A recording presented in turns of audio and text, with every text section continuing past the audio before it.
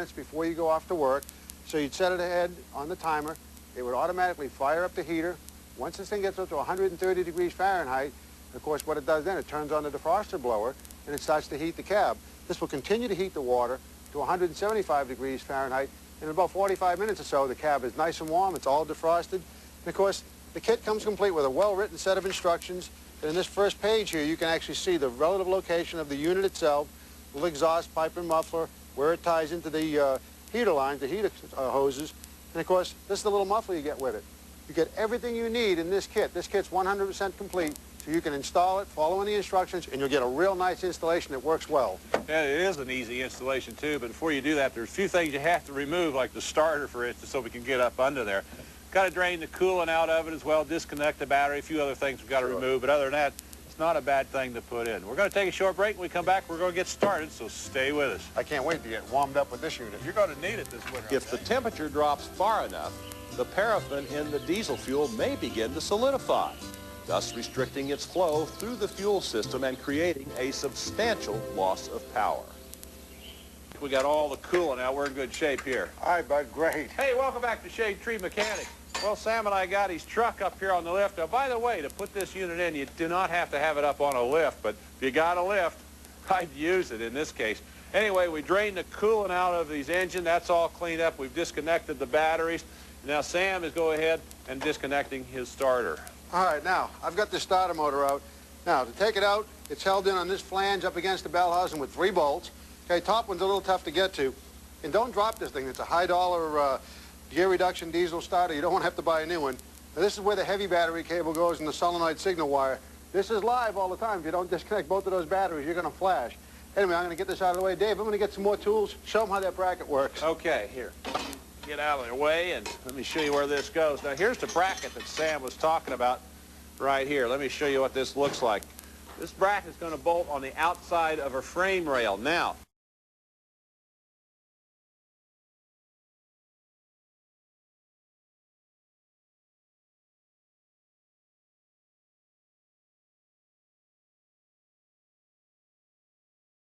slot.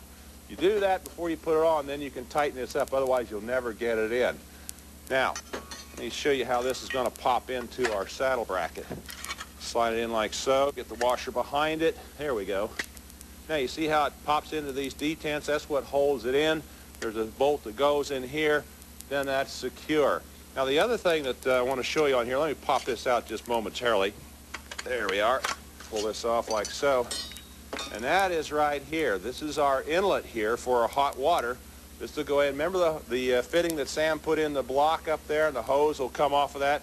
It'll go down into this inlet right here. Then we put a hose on this outlet right here. This will go up to the heater hose on the passenger side. This way we can circulate the hot water through our whole system on there. All right, we can go ahead. We'll put this on. By the way, one other point right here. You notice this little outlet here? This is where we hook our fuel line. This is important. We'll hook that up in just a bit. But I'll go ahead and I'll mount this up here, then we can get everything else hooked up.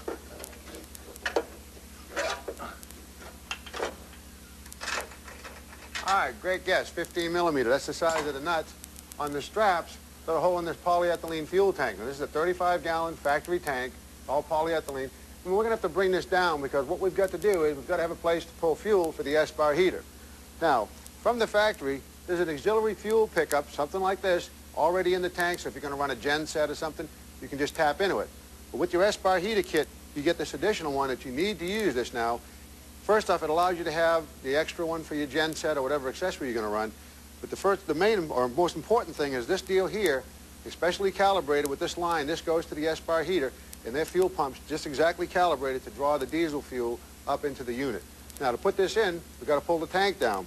And of course, if you do this at home, first off, like I've got less than a quarter of a tank of fuel in here. What you have to do is the front strap, take the nut off it all the way and get the strap out of the way. On the rear strap, just bring the nut down to the end of the threads and you can tilt the tank and work over the drive shaft. That way you don't have to pull the tank out all the way. What we're going to do here is we're going to pull the tank out all the way so you can see exactly what we're doing. Now up here we've got the filler line. We've got the filler line in a vent tube. There's a couple of clamps up there. We'll reach up and get those clamps off, pull those hoses down. Then what we'll do is we'll go ahead and take our straps off, and then we'll be able to pull the tank all the way down so you can see what you're going to do. Now, what we're going to do here, we're going to use a support, some kind of a jack to help us. All right, now here you go, Sam. Here's the jack. I'll tell you, this is going to make it a lot easier. If you guys are working at home on your back, you know, just a floor jack will help support that a little bit. I'm glad we had this transmission jack. This works great. Only way to go. By the way, I also have the unit already mounted up front. Now that's all done. Got the water lines hooked to it. We're ready to run the fuel line to it. All right. We're going to take a short break. When we come back, we're going to start on this fuel system, so stay with us. Move this back a little bit, and I'll pull the strap. All right. If you keep a small amount of diesel fuel on hand, keep it out of direct sunlight. Exposure to heat and humidity can create condensation inside fuel containers. Okay. Coming down. Yeah, got her down. All right, bring her on down there. Hey, welcome back to Shadetree Mechanic. Well, you can see Sam and I got the fuel tank loose here now. I'll tell you what, that transmission stand saves you on this thing because it's big, it's bulky, and of course it's kind of heavy. It still has some fuel in it. This is the way to work it. Okay, Sam, you got her from now on. What can I get you? I'm going to need some silicone lube, buddy. Okay, I'll get it. All right, now, when you're taking these tanks down again, be careful of all the lines, particularly right here. We've got our feed for the fuel line and the return. They're hard plastic lines, and you can kink them easy if you're not careful. This is the whole unit that screws into the tank. Now, what it has in has the vent, has the fuel intake, the wiring for the sending unit. And right back here is the auxiliary fuel tap that we're going to remove. You just lever this up. Just be careful not to hurt your grommet. It pops up pretty easily. Now, once you pull it up, it's got a hard plastic line. You just pull it out of the snap like that. This thing comes out, and this is what it looks like. We're going to throw this away, and we're going to put in the new unit. Dave, you got that silicone, buddy? Yeah, here you go. Thanks, pal. I appreciate it. What we're going to do is we're going to put a little silicone lube around the grommet, just like that. Make this thing slip in easy. Now, this is the unit we get with the Espar heater.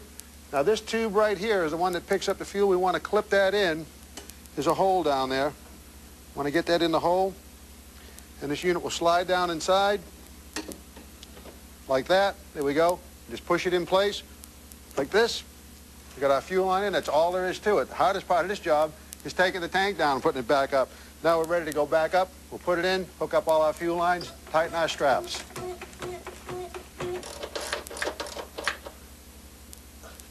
All right, now what I've done here is I've gone ahead and hooked up our air intake line to our unit. Now, since we have internal combustion there, we have to have air to get up to it. Also have to have fuel. If you'll notice, got my fuel line right here. Now, what I did here with my air intake, I put a little bracket right here, a clamp to hold it in place. I just borrowed this bolt out of our brake line, put it in there, makes an easy installation. Now, of course, the next step is to go ahead, since we got air in and fuel in, we're going to have combustion, we got to get the exhaust out. So, we have a fix for that. Got our exhaust system right here. Now, this is a stainless steel pipe, exhaust pipe coming down all the way here to a nice little stainless steel muffler. Now, Sam showed you that a little while ago. Comes a little tailpipe coming out here at the end, even with a little tip on it. Pretty cute little unit. Now, to keep this from dragging, what I've done is I've mounted a bracket right up here. There's a hole right here in the frame. I just put a self-tapping bolt in here through this bracket to hold the muffler up. Now, we'll slide this up. We slide it right up in here. This will hook right here to the exhaust port right here on our unit. We slide that over there. I'll tighten up our clamp, and we're in business.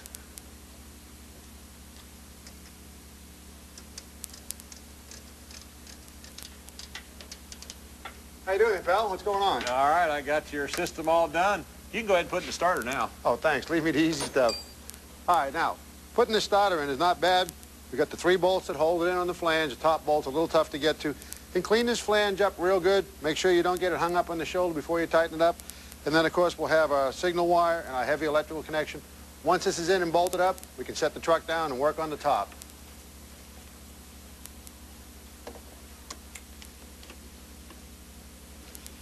All right, now, see this large hose right here? This hose comes in the kit. I've got it hooked to the Espar heater where it's mounted over on the frame. Run it up through by the linkage across the top of the valve cover. Now, you want to make sure that you clear everything down there, linkage, any place that it could bind or chafe against anything, make sure you keep it away. If you can clamp it, that'd be great. We brought this up here because now what we need to do is tie into the cooling system up here. Now, the truck comes from the factory with these 2 hoses. They come out of these pipes, just like that. These feed the heater and have the return, okay? So we don't need to touch this one, but this outside pipe, we've taken the hose that goes to the heater core, move this hose out of the way here. You can see back here I've got a nipple. I've cut the end of this hose off. I took the Y that's supplied in the kit. What I did was I took a piece of hose that I cut off, put it there. This is going to go on to that nipple at the heater core. Then this hose will attach to this end, That puts us right back where we were factory, except we have the Y now that the big hose is going to go on to. Put that on there like so, slide it all the way up, we put all the clamps on. Once this is done, we're tied into our cooling system just the way the instructions specify. Then we'll go ahead and refill the coolant, and we'll put the coolant in slowly, burp it, make sure we get all the air out of it so we have no air pockets. Once I've got that done, hook up a little bit of wiring. We got a little fuse box. We've got the ground connection and the power supply that we're going to hook to the bus bar. Once that's set, we're ready to program.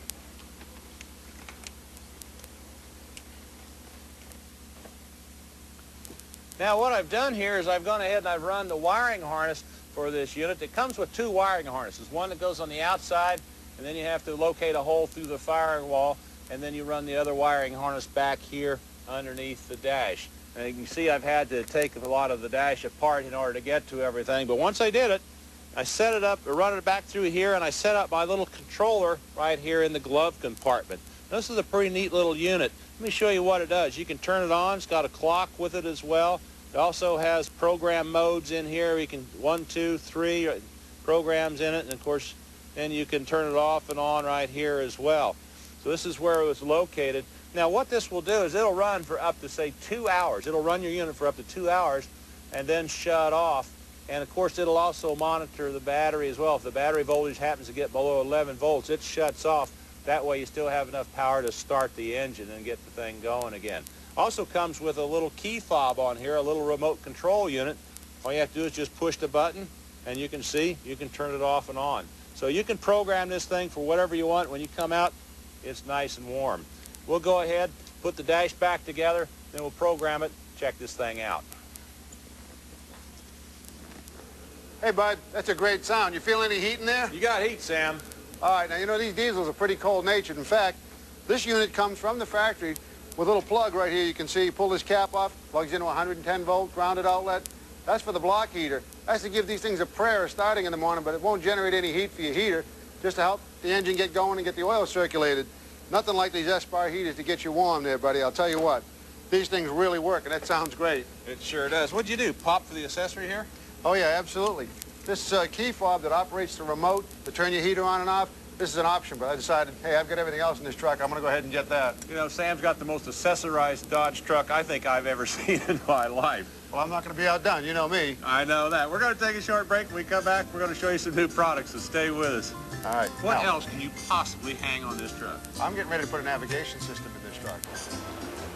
In warmer weather, excessive water in diesel fuel can promote the growth of bacteria and fungi, which can clog your fuel filter, fuel lines, and injectors. Put some cargo, huh? Oh, yeah, you're going to appreciate what I got. Hey, welcome back to Shadetree Mechanic. Well, folks, you've seen this before. This is called the Buddy Bar. We've had it on, and it's a handy item. What you do is you expand this in the back of your pickup truck, and it locks in the cargo back there. Well, believe it or not, they've got some accessories for it. Sam, you're going to like this. Hold on to that, will you? All right. All right, here's one of the first accessories they got. This is called the divider bar. This is what it looks like. It's got thumb screws on it. And here's what you do. You just hook it up to your bar like so, tighten that up. You can slide it, excuse me, Sam, anywhere you want. And it'll hold these odd-shaped articles, such as like these gas bottles here, anything like that. Keep them right in position so it works out pretty well. Pretty handy item there, Sam. Absolutely. Now, I know you got a bicycle. Yep. And you carry it around every once in a while in the back of your truck. Well, Sure, it's not as nice as your bicycle, so I can do that. I know. Anyway, they got a bike rack here. This is, again, what it looks like. It's got the thumb screws on it.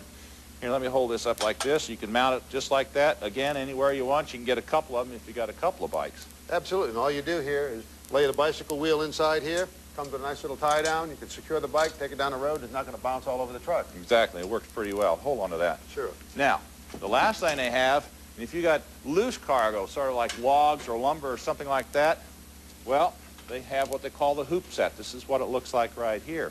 Now, you bolt this onto your buddy bar. Just expands the area that it can capture the cargo. Works real nice. Now, these are all made by Paramount International Products out of Salinas, Kansas. Nice unit. Speaking of nice units, what I found here is a really nice 3/8 drive air-operated ratchet. This is the Ingersoll Rand 107 XP. Now, the deal with this ratchet is it's got a nice lever-acted throttle. Okay, that makes it easy to use. Of course, it's got a really improved head design, which significantly improves the life of the tool. That's real important. And what I like most about it is this exhaust right here. The exhaust is 360 degrees adjustable. so you can adjust it to keep the exhaust away from the operator, away from the work. And of course, this is from Ingersoll Rand Tool and Hoist Division. And what you pay for it's going to depend on where you buy it. But it's a real nice rugged tool. That could end up in our toolbox. Absolutely. Well, I'll tell you what, working on the Espar heater was a lot of fun. It worked out well. It absolutely was. Now, that's a long, involved installation, so make sure you check with your Espar dealer. And I'll tell you what, speaking of fun, I'm going to go have some fun. Where are you going? I'm out of here, man. Well, one thing about Sam's Espar heater, all he has to do is fire it up before he goes out about 20 minutes, and he's got a warm truck. Well, once again, we've run out of time. We'll see you again next time here on Shadetree Mechanic.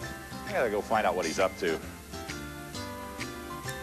For more information about the products seen on today's show or to order a video cassette copy, visit our website at shadetreemechanic.com. Please refer to the offer number shown. You can also reach us by writing to the address on your screen. Remember, that's shadetreemechanic.com.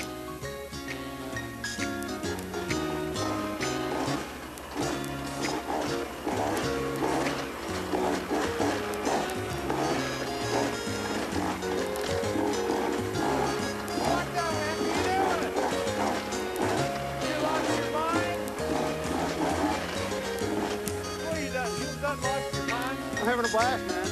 Where did you get this toy? And your neighbor, man, he just geared it down. Only goes 95 now. Only 95? And normally does 115. Yeah, that's what you need. Yeah, man, it's a 6-speed. Thing goes like a scalded dog. Yeah.